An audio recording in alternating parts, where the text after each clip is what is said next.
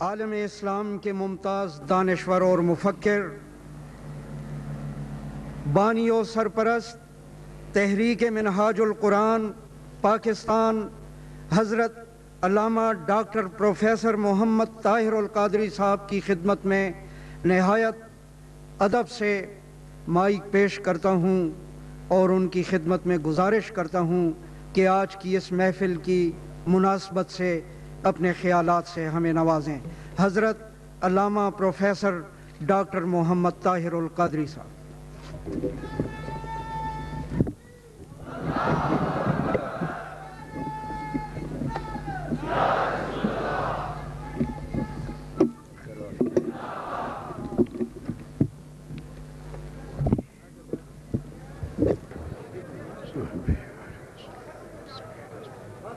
نحمده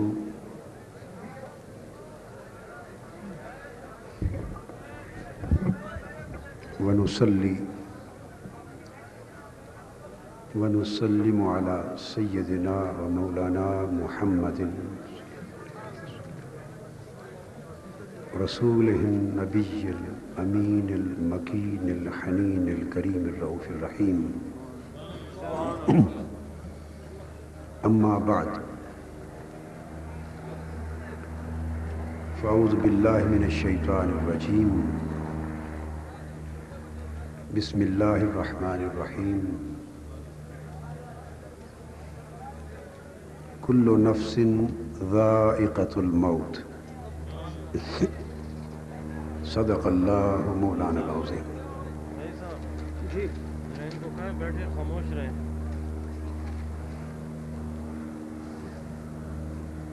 محترم حضرت صاحبزادہ صاحب زیب آستانہ عالیہ حضرت خواجہ زندہ پیر گمکول شریف، معزز مشائخ اعظام، خلفائے کرام، علماء گرامی قدر، معزز خواتین و حضرات،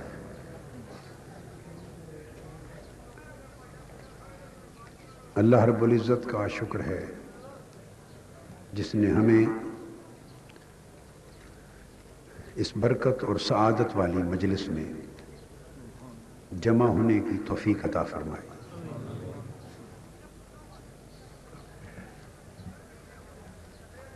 وقت مختصر ہے، میں بلا تمہید چند ضروری باتیں اس موضوع کی مناسبت سے عرض کرنا چاہوں گا۔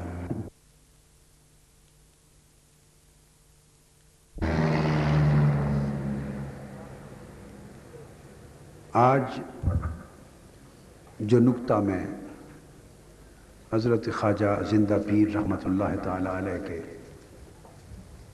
پہلے عرس مبارک کے موقع پر سمجھانا چاہتا ہوں وہ یہ ہے کہ موت کیا ہے اور عرس کیوں ہے۔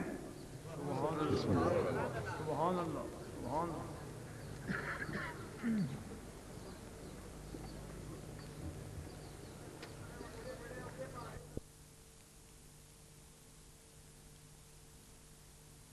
موت کیا ہے اور عرس کیوں ہے؟ موت کے بارے میں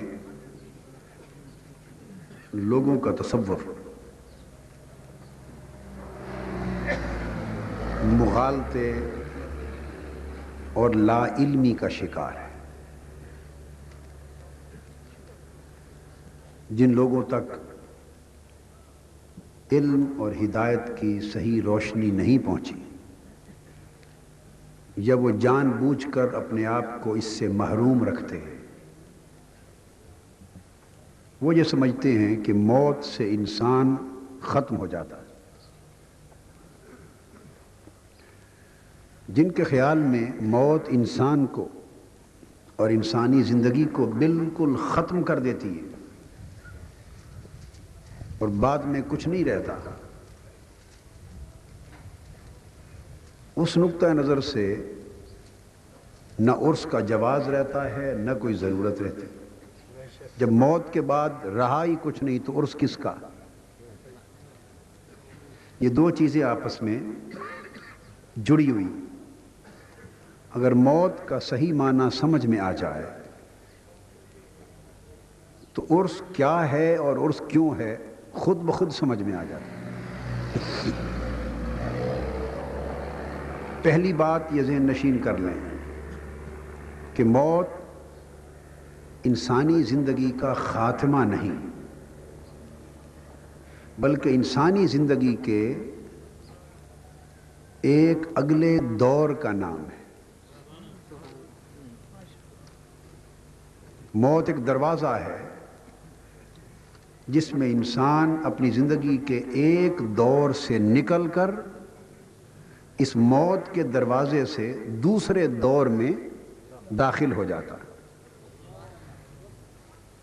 اس طرف آگے آنے کی بجائے میں ابتدا قرآن مجید کی اسی آیہ کریمہ کے ان مقدس الفاظ سے کرتا ہوں جس میں اللہ رب العزت نے موت کی تعریف فرما دی. اور قرآن میں موت کی حقیقت بیان ہو جانے کے بعد کسی مسلمان کو یہ حق نہیں پہنچتا کہ وہ اس کا الگ اور مختلف معنی مقرر کرے. اللہ رب العزت نے فرمایا کل نفس ذائقۃ الموت، ہر جان کو، ہر شخص کو موت کا ذائقہ چکھنا ہے. قرآن مجید نے موت کو ذائقہ قرار دیا. یہ بات توجہ طلب ہے.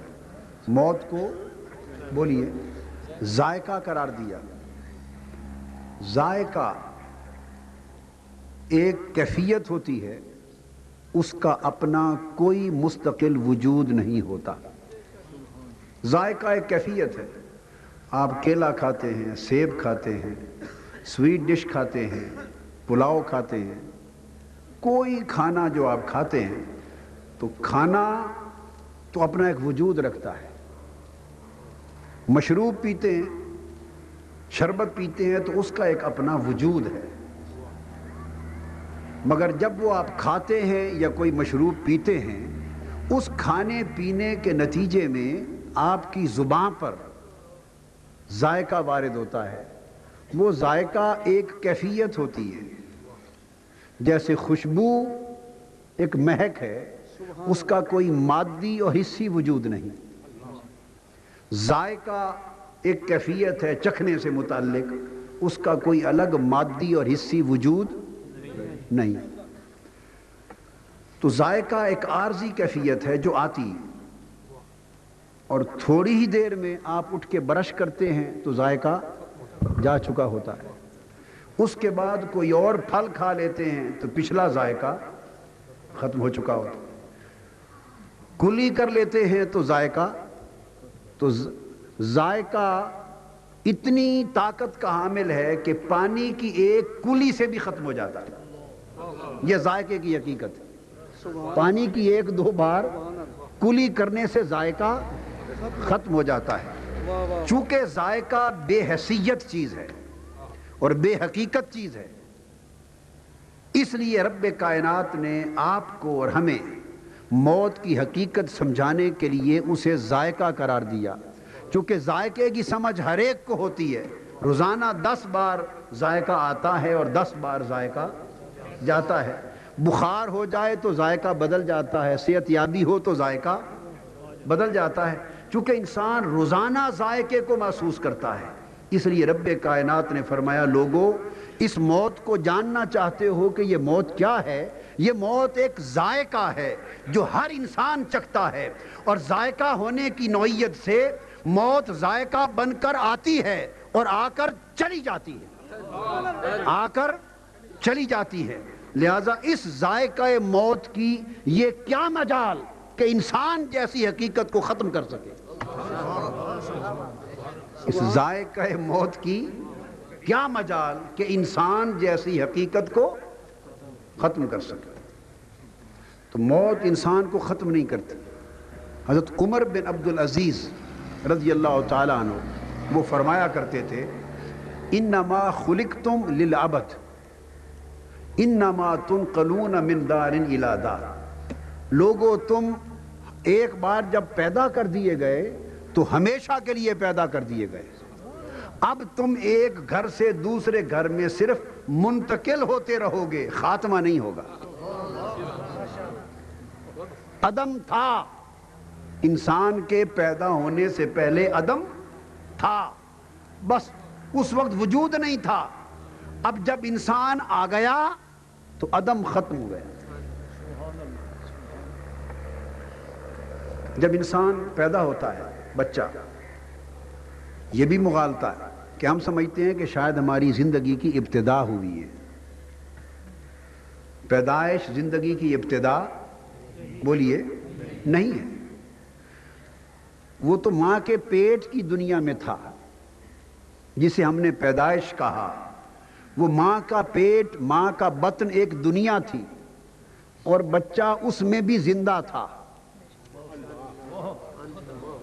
اگر بچہ اندر مر جائے تو تولد ہوتا ہے؟ ماں کا پیٹ چیر کے پھاڑ کے نکال کے پھینک دیتے ہیں. میری بات سمجھ لیں، اگر بچے کو ماں کے پیٹ میں زندگی نہ ہو تو نہ ماں زندہ رہے نہ اس کا تولد ہو. تو پیدائش تو نام ہی ایک ایسے وجود کا ہے جو پیدائش سے پہلے بھی زندہ ہوتا ہے، جو پیدائش سے پہلے بھی زندہ ہوتا ہے. اگر پہلے زندگی نہ ہو تو پیدائش ہی نہ ہو. مردہ بچہ ہوتا ہے پیدا ہوتا. تو پیدائش سے انسان کی زندگی کا آغاز نہیں ہوا، زندگی پہلے سے تھی. صرف کیا ہوا، ماں کے پیٹ کی دنیا سے نکال کر اسے اس عالم شہادت میں منتقل کر دیا. تو جس طرح پیدائش انسانی زندگی کی ابتدا نہیں ہے، اسی طرح موت انسانی زندگی کی انتہا نہیں. انسان جیسے پیدائش سے پہلے بھی زندہ تھا مگر اس کی زندگی کا مکان اور تھا، اسی طرح پیدائش کے بعد بھی زندہ ہے مگر زندگی کا مقام اور مقام اور ہے. تو موت انسانی زندگی کا اسی طرح ایک تسلسل ہے جس طرح پیدائش تسلسل تھا. اور ماں کے پیٹ میں آنے سے انسان کی ابتدا ہوئی نہیں، اس کی ابتدا تو اس وقت سے ہے جب اس کی وہ ماں بھی پیدا نہیں ہوئی تھی، وہ تو عالم ارواح میں تھے. تو انسانی زندگی کے دور ہیں، کبھی اس کا ظہور عالم ارواح میں ہوتا ہے، کبھی اس کا انتقال عالم بطن ماں کے پیٹ میں ہوتا ہے. اور یہ بھی حدیث میں ہے اور عرفاء اولیاء یہ بات کہتے، صحابہ اور تابعین نے بھی یہ بات کہی کہ بچہ جب ماں کے پیٹ سے نکلتا ہے تو روتا ہوا آتا ہے. روتا ہوا آتا ہے. کیوں؟ اس لیے کہ جب تک وہ ماں کے پیٹ میں تھا اس نے سمجھا کہ یہی زندگی ہے اور یہی دنیا ہے. اس کی سمجھ اتنی ہی تھی. یہ اگلا نقطہ ہے، اس کی سمجھ اتنی ہی تھی. بچہ تھا، ماں کے پیٹ میں وہ سمجھتا تھا یہی زندگی ہے اور یہی ساری دنیا ہے.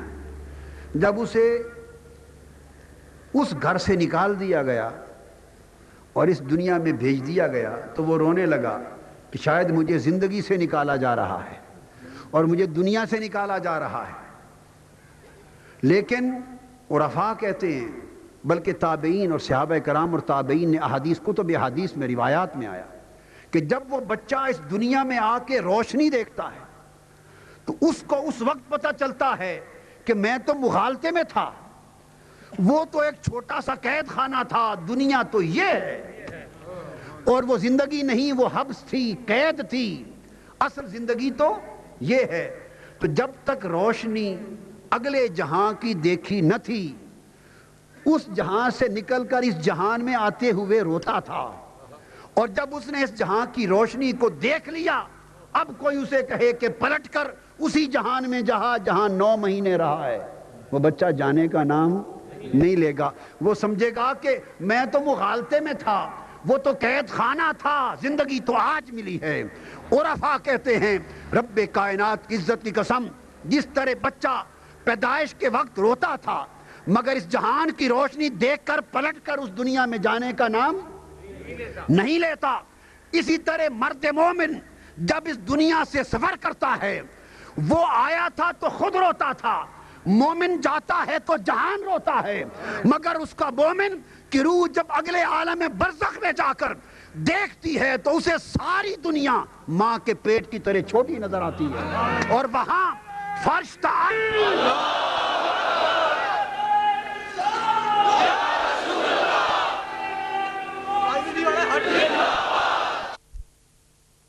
جب وہ اس دنیا سے موت کے دروازے سے گزر کر آگے جاتا ہے عالم برزخ میں تو وہاں کی روشنی دیکھتا ہے، پردے حجابات اٹھا دیے جاتے ہیں، فرش سے عرش تک اور زمین سے جنت تک سارے عوالم کھول دیے جاتے ہیں، اور جب ان عوالم کی وسعتیں دیکھتا ہے، انوار و تجلیات انبیاء دیکھتا ہے، تجلیات ارواح اولیاء دیکھتا ہے، انوار ملائکہ دیکھتا ہے، اور جنت کی فضائیں دیکھتا ہے، اور خوشبوئیں ہوائیں دیکھتا ہے، کوئی اسے کہہ دے مرد مومن آپ پلٹ کر پھر تمہیں پاکستان لے جائیں، وہ کہتا خدا کی قسم جب تک وہاں تھا خبر نہ تھی کہ زندگی کیا ہے، پتا چلا کہ دنیا تو یہ ہے، وہ قید خانہ تھا۔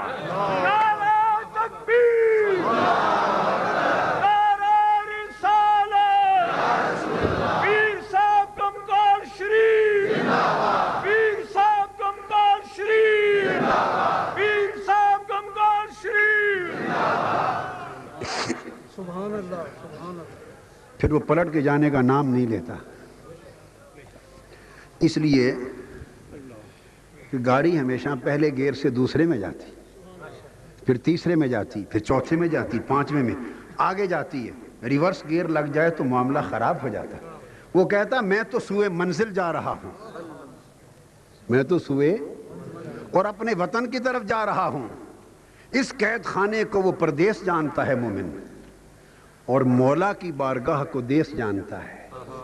وہ سمجھتا ہے کہ پردیس کی مدت، قید کی مدت ختم کر کے اب میں سوئے وطن جا رہا ہوں۔ اب جب وطن کی ہوائیں آنے لگتی ہیں، دیس کی خوشبوئیں آنے لگتی ہیں، پلٹ کر پردیس میں جانا کون پسند کرتا؟ اس لیے جب مومن اس دنیا سے مرد مومن رخصت ہوتا ہے تو وہ مسکراتا ہوا جاتا ہے اور پچھلے روتے رہ جاتا ہے۔ وہ مسکراتا جاتا ہے کیونکہ اب وہ سوئے منزل اور دیس اور وطن کی طرف جا رہا ہے، اور تنگ دنیا سے نکل کر کھلی بڑی دنیا کی طرف جا رہا ہے۔ اس لیے حضور نبی اکرم صلی اللہ علیہ وسلم نے فرمایا، حدیث ہے سیدنا ابو ہریرہ رضی اللہ تعالیٰ عنہ سے مروی ہے، الموت تحفۃ المؤمن۔ فرمایا کہ موت، وہ پہلے قرآن تھا اب حدیث، موت مومن کا تحفہ ہے۔ یہ موت کی تعریف ہے جو تاجدار کائنات صلی اللہ علیہ وسلم نے فرمائی۔ اب دیکھ لیں کہ ہم علم کا نام لیتے ہیں اور قرآن کے درس دیتے ہیں اور واعظ کرتے ہیں، اور ہم کیا سمجھتے پھرتے ہیں، اور قرآن اور اللہ کا رسول کیا فرماتا ہے۔ ہم سمجھتے ہیں موت مر گئے مٹ گئے، حضور صلی اللہ علیہ وسلم نے فرمایا کہ موت مومن کا تحفہ ہے۔ آقا علیہ السلام نے پھر فرمایا، لیس للمؤمن راحۃ دون لقاء اللہ، اور لیس للمؤمن راحۃ دون الموت۔ فرمایا کہ موت سے بہتر مومن کی راحت ہی کوئی نہیں،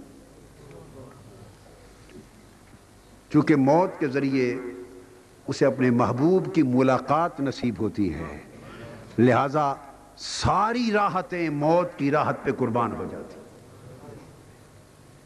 موت کے ذریعے اسے محبوب کی ملاقات نصیب ہوتی، سو ساری راحتیں قربان ہو جاتی ہیں۔ اب مومن کی موت کیسے واقع ہوتی؟ مومن کی موت کیسے واقع ہوتی؟ اللہ کے ولی کی، صالح کی، متقی کی، مومن کی موت کیا ہے؟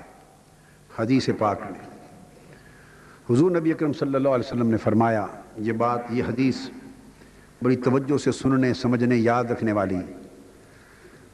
میرا خیال ہے کہ آپ میں سے اکثر نے زندگی میں نہیں سنی ہوگی،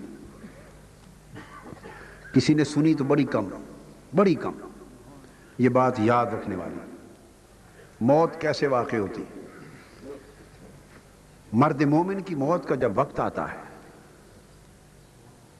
ہم جلوس کا بھی انکار کرتے ہیں نا، آج کے زمانے میں لوگ جلوس کا بولیے انکار کرتے ہیں۔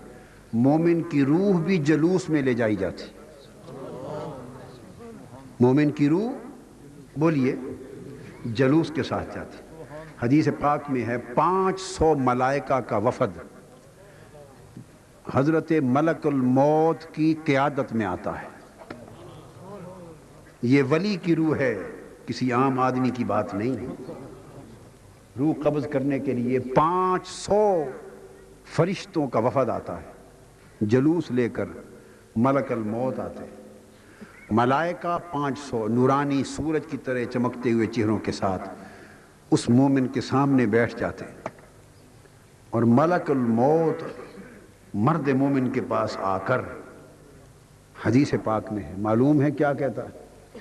عام آدمی کے پاس تو جائے گا تو روح قبض کر لے گا، جا کر روح قبض کر لے گا، مگر مرد مومن، مرد ولی، مرد حق، جو اللہ کا محبوب بندہ ہے، جو اللہ کا دوست، اس کا مقرب اور اس کا پیارا ہے، جب اس کی روح قبض کرنے کے لیے آتا ہے تو ملک الموت آ کر ان کو سلام کرتا ہے، اپنی طرف سے سلام کہہ کر، اس کے بعد میں حدیث کے الفاظ بیان کر رہا ہوں، پھر وہ کہتے ہیں یا ولی اللہ، اللہ یقرئک علیک السلام، اللہ یقرئ علیک السلام، اے اللہ کے دوست، اللہ کے ولی، اللہ نے آپ پر سلام بھیجا ہے۔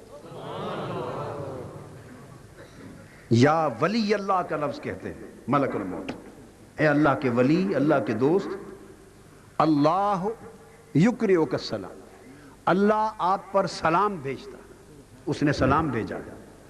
اللہ کا ولی اللہ کے سلام کا پھر صاف ظاہر ہے تحفہ وصول کرتا۔ اس سے بڑا تحفہ کہ جب رب کائنات سلام بھیجے،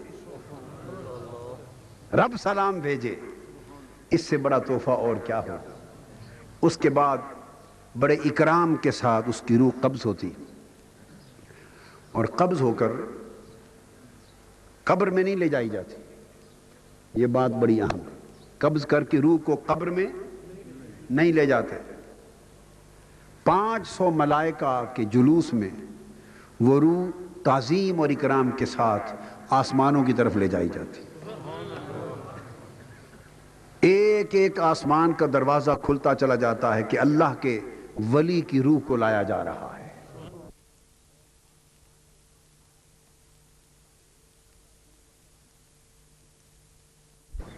تو اس آسمانی کائنات میں ملائکہ ولی اللہ کی روح پر سلام بھیجتے بھیجتے ایک سے دوسرے، تیسرے، 7ویں آسمان اور اس سے بھی مافوق ملائکہ اللہ کے ولی کی روح مبارک کو پہنچاتے ہیں، اللہ کی بارگاہ میں پیش کرتے ہیں۔ جب پیش کرتے ہیں تو عرض کرتے ہیں باری تعالیٰ، تیرے فلاں محبوب اور مقرب بندے اور تیرے ولی کی روح حاضر ہے۔ حکم ہوتا ہے کہ ملائکہ کو سجدے کرو، تمام ملائکہ اللہ کے حضور سجدہ ریز ہو جاتے ہیں۔ جب وہ سجدہ کر لیتے ہیں تو اللہ پاک ان کو فرماتا ہے مروہ بالسجود، اب سارے ملائکہ کو حکم ہوتا ہے اب میرے ولی کو سجدہ کرواؤ، اب یہ مجھے سجدہ کرے۔ تو سارے ملائکہ تعظیم اور اکرام کے ساتھ اللہ کے ولی کی روح کو اللہ کے حضور سجدے کے لیے پیش کرتے ہیں۔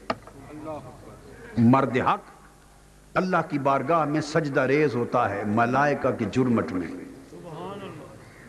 اس پر اللہ پاک فرماتے ہیں ملک الموت کو، میکائیل کو فرماتے ہیں، میکائیل کو بلایا جاتا ہے، یہ کچہری لگتی ہے، قبر کا معاملہ ابھی نہیں آیا، وہ ہوتا رہے گا، کچہری لگتی ہے، میکائیل کو بلایا جاتا ہے، حکم ہوتا ہے میکائیل میرے اس ولی کا نام مقربین میں علیین میں لکھ لے، اور قیامت کے دن پھر میں اس کے بارے میں تجھ سے بات کروں گا۔ اس کا نام درج ہو جاتا ہے مقربین کی فہرست میں۔ جب درج ہوتا ہے تو حکم ہوتا ہے اب اس روح کو واپس زمین کی طرف لے جاؤ، فتعاد روحہ فی جسدہ، یہ سنن ابی داؤد کی حدیث، مسند امام احمد بن حنبل کی حدیث، صحاح